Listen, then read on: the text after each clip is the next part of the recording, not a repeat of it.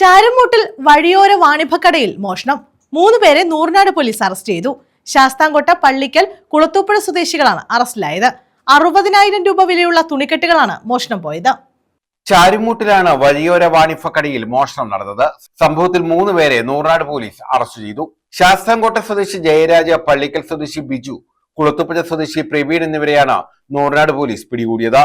കഴിഞ്ഞ 12-ന് VB higher secondary സ്കൂളിന് സമീപം വസ്ത്രങ്ങൾ വിൽക്കുന്ന വാഹനത്തിൽ നിന്നും പുലർച്ചെ 1-നും 3-നും മധ്യേ വാഹനത്തിന്റെ ഡിക്കി തുറന്ന് 60,000 രൂപ വിലയുള്ള തുണിക്കെട്ടുകളാണ് മോഷ്ടിച്ചത്.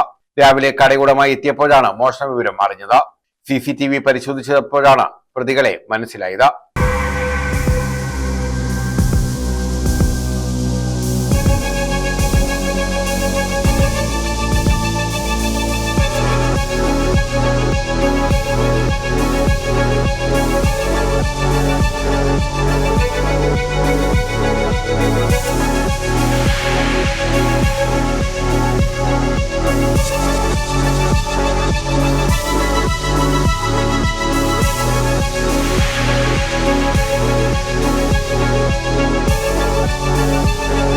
ഇവർ വാടകയ്ക്ക് താമസിച്ചിരുന്ന മുറിയിൽ നിന്നുമാണ് പോലീസ് അറസ്റ്റ് ചെയ്തത്.